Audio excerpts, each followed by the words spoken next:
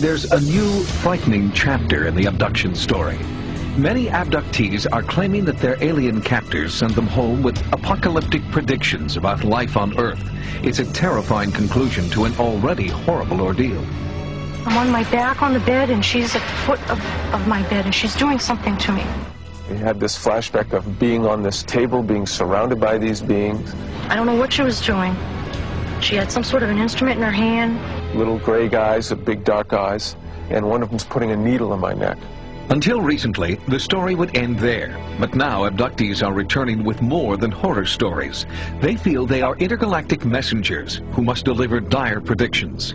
This new mission intrigues Harvard professor John Mack. This Pulitzer Prize-winning psychiatrist at Cambridge Hospital is now treating people he calls experiencers. In his new book, Abduction, Mack presents 13 case histories.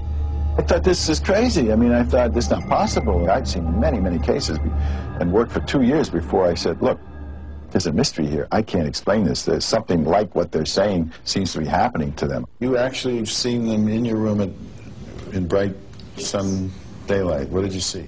Currently working with over 100 patients, Dr. Mack's clinical approach gives abductees a chance to talk openly about their experiences.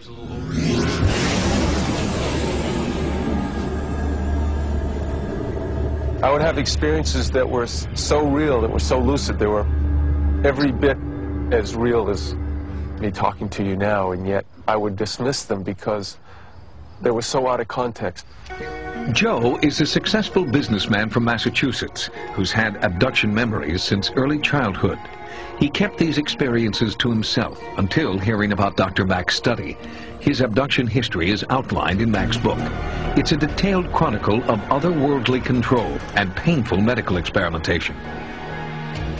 They put something up my nose, and it was very disarming. And yet there's that sense of almost a split self, because there's a part of me that's terrified and doesn't understand, and yet there's this other part of me that they've already explained the procedure to and why. Over time, Joe's abduction experiences have changed. In an extraterrestrial version of the Stockholm Syndrome, he has less fear and has begun identifying with his captors. Once they begin to come to terms with their terror of the trauma, the experience tends to transform. They feel they're somehow connected with these beings, and they experience the beings themselves as closer to the source, which is a term they use very often, or home.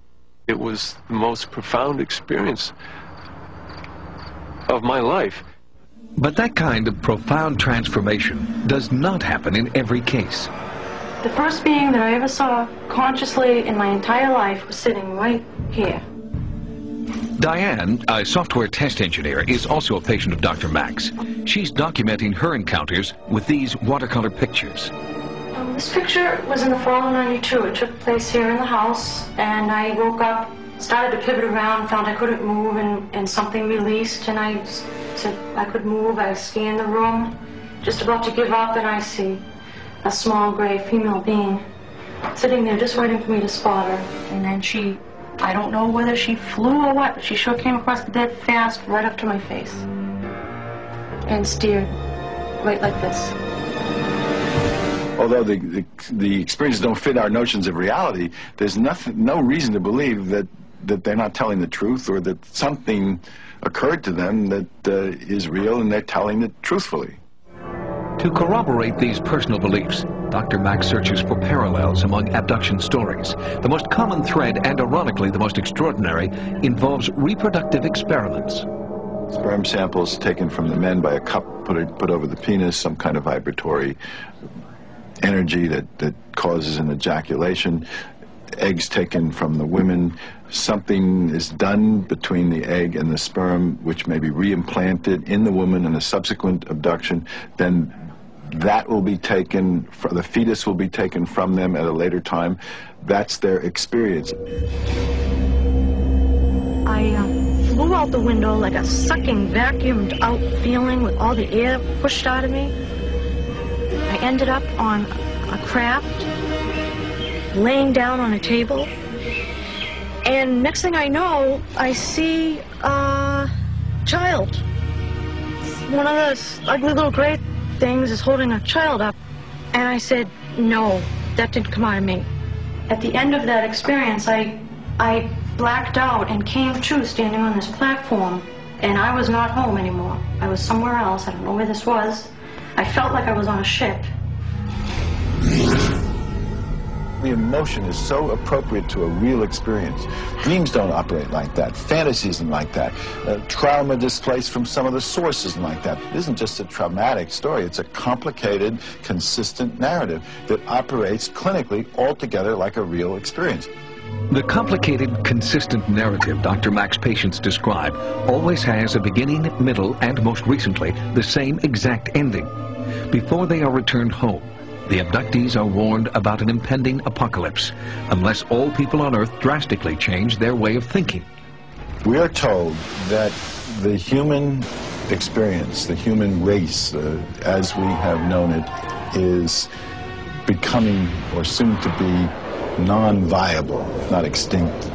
It can't survive. My own sense of it, and this is purely speculative, is that we are also being given a choice to change our ways. In other words, we were here to shepherd or steward the earth, or be responsible for a higher consciousness, and what we've become so far from the Creator, so distant from the source, that we have treated the earth like it was our property, and we are apparently a malignancy at a cosmic level now.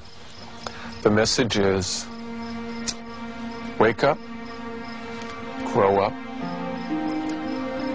The sandbox that you're littering is not your own. That you are not alone. That you don't need to feel the sense of isolation and separation that you have felt. That you're part of a bigger community. According to a recent Roper poll, 1 in 50 American adults exhibits at least 4 out of the 5 most common symptoms reported by alien abductees. That's a staggering statistic, because it seems to indicate that 2% of our adult population is experiencing something for which no one has a conclusive explanation.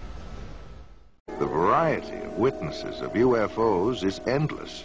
They include military personnel from the Air Force, Navy, and Marine Corps, radar specialists, aeronautical engineers, airport traffic controllers, astronomers, FBI agents, state, county, and city police, pilots and crews from American, United, Eastern, Pan American, Northwest, Western, and TWA were also on the list of witnesses. Millions in the United Kingdom, France, Australia, South America, Mexico, and other nations around the world have seen UFOs. For 18 years, the late Dr. J. Allen Hynek headed up the Air Force investigation into UFOs, called Project Blue Book, and was acknowledged to be the world's foremost authority on UFOs. After amassing a computer bank of over 63,000 sightings, he states, "The UFO phenomenon is truly a phenomenon of our times. It is an extremely puzzling one and calls forth a wide spectrum of opinions. No matter what one may think about UFOs, no matter what one may believe about them, whether it is all nonsense or whether they represent something very, very real, 3 facts stand out, 3 facts which no one can deny. The first is that UFO reports exist. Secondly, that UFO reports come from all over the world. And the third is that many are made by highly responsible people, often scientifically trained. We scientists have no positive proof yet of the origin or even of the reality of these strange reported craft, but we do know that the reports themselves are very real. To find the answer to this magnificent scientific puzzle, the UFO phenomenon, we need to approach it with a truly open mind so we can explore all possible avenues of explanation." One of the greatest waves of UFO sightings in modern history came in 1965, with more than 500 cases reported during the summer months alone. One such case was near Ann Arbor, Michigan, where 50 people and 12 police officers in 3 counties reported having seen objects flashing across the pre-dawn skies. That evening, 87 female students at Hillsdale College near Ann Arbor watched an object flying around and flashing bright lights for a period of about 4 hours. Life magazine said, "Call them what you will,